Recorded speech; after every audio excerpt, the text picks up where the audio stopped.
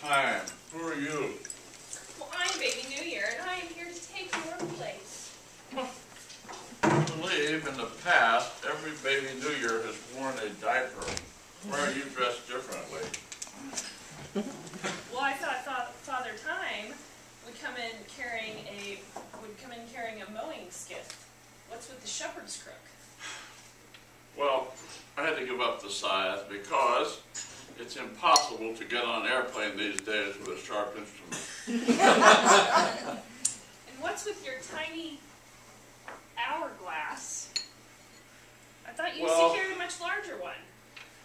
The one I used to carry was heavy. I had to have an entire year's worth of sand in it. And now that my mind is failing, I measure time in 1-minute segments. Besides, I'm just trying to cut down on my expense of doing business. And what's the deal with the red cap? Aren't you supposed to wear some long, flowing, white sleeping cap? Some fat guy dropped it in the snow as he went past. And the shoes and sandals, that's kind of old, isn't it? Duh. So why are you still here? I'm here to take over. The new year has not yet arrived. I was hoping to give you some advice to help you manage things better than I've done. Advice? I'm not so sure about your advice. How's your memory these days? Well, I've just woken up from a long, long sleep. And apparently I find myself here in a Rotary Club meeting. Sometimes my mind wanders from one year to another, but I well remember that this is a truly marvelous organization. I certainly hope that nothing has changed from the way I remember it. Baby New Year, you'll have a great tradition to continue when you take my place. Well, this is true. However, there have been some changes. Not too many changes, I hope. Anyway, it's good to be back here in the Rotary Club of Castleton. Ooh, it's no longer the Rotary Club of Castleton. In 1995, the club changed its name to the Indianapolis Northeast. Made it easier for visitors to find us and spur membership growth.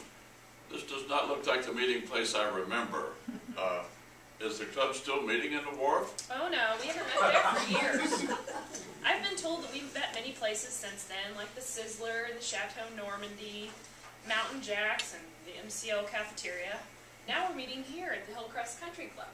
Oh, well, I've always liked Rotary because it's a stable organization of business and professional men.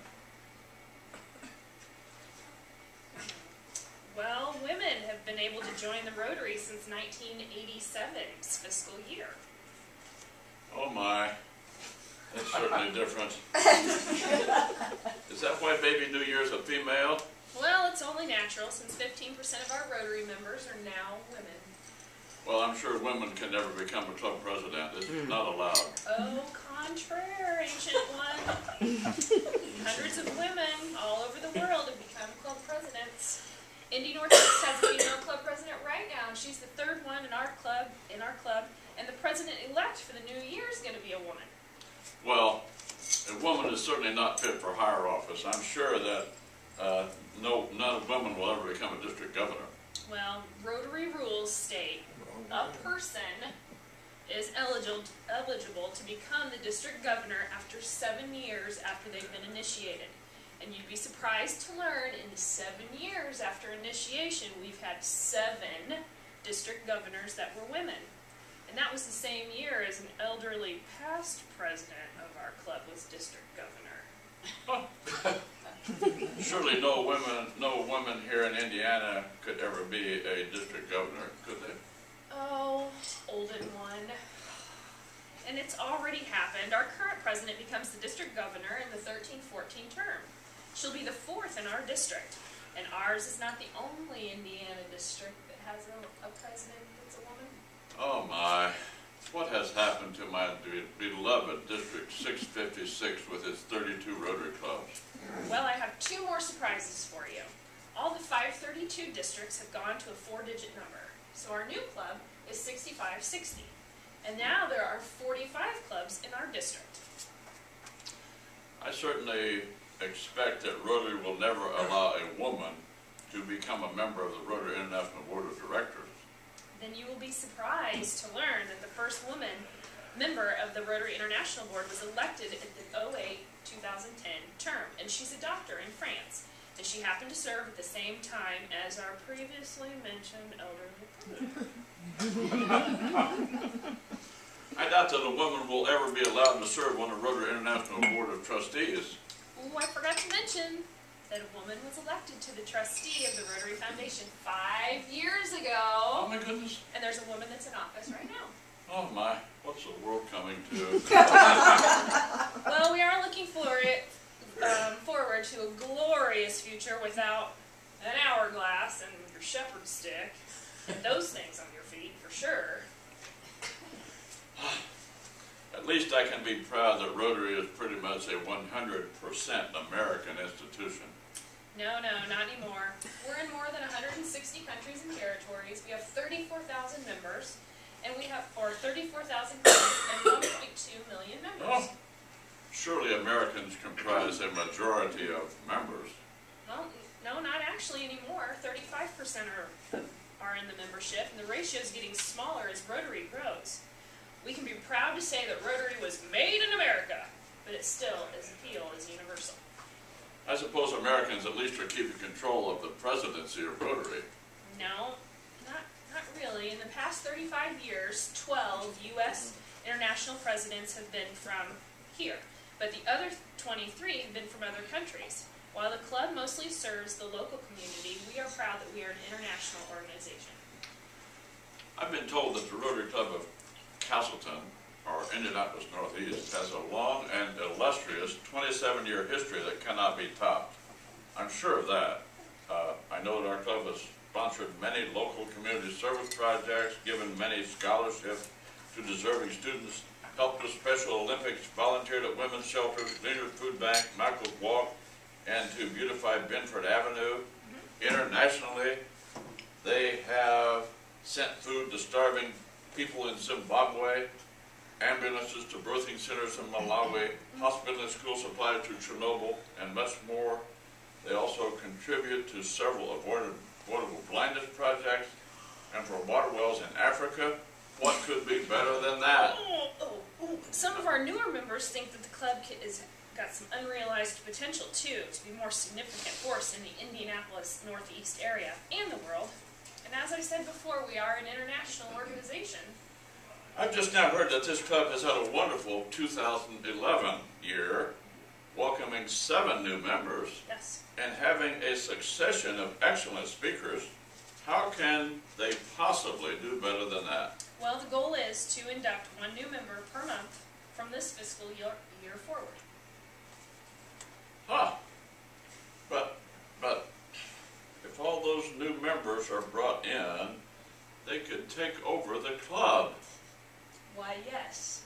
That is possible. And I would say sooner than later. I remember the wonderfully strict requirement that a member must attend 60% of club meetings. It's still strict, but it's not 60, it's 50% now. Oh. Does a member still have the leeway to make up for a missed meeting either 1 week before or 1 week after? Again, it's 2 weeks before or 2 weeks after.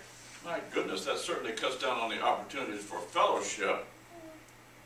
Well, things are a bit more liberal. A member can make up without actually stepping foot into a club. Now we have a virtual club on the internet. A member can attend while sitting in the office or at home in their pajamas. What is internet? Well, it's kind of like a telephone party line in your day, only with pictures. Oh. There was some interest in something called the Rotary Foundation when I was younger. 30 years ago, people were asked to give $100 per year to be a sustaining member and $1,000 cumulative to become a Paul Harris Fellow. No doubt with inflation adjustments, those requirements are much higher these days. Actually, they're exactly the same. And it should be easier now that the dollar's in the tank. Well, since it's so easy, I'll bet every Rotarian is a sustaining member now. Well, if only that were true. Sadly, some members don't even contribute every year. So sad. I fondly remember singing those old songs in our club meetings. R-O-T-A-R-Y, that spells Rotary. R-O-T-A-R-Y is known on land and sea. From north to south, from east to west, he profits most who serves the best. R-O-T-A-R-Y, that spells Rotary. No, we do not sing anymore for that reason. It is sad to learn that this club is so inhibited. On another subject, I remember Rotary as an elite organization. Why, back in my day, we had only CEOs, business owners, and managers as Rotary members. Well, in today's world, we recognize that bringing in upwardly mobile, young professionals with high energy and a strong desire to make the world a better place is probably more effective than a bunch of inactive, stuffy executives who rarely attend meetings or participate in events. Oh my goodness. I suppose you're now letting people in, such as insurance agents, not-for-profit people, financial services people, bank branch managers, swimming pool builders, and retired people too. Well, yes, Rotary's stronger for doing it. We are the future. We are continuing to assemble backpacks for gleaners. We're going to landscape Benford even more. We're going to aid in the development of the pathways between schools and neighborhoods in our community. We're going to continue to support the water project in the Congo, and we're going to continue to reach out in Africa.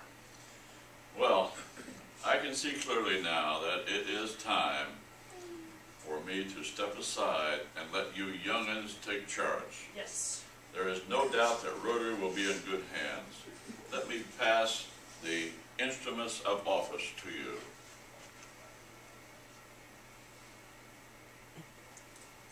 Serve well.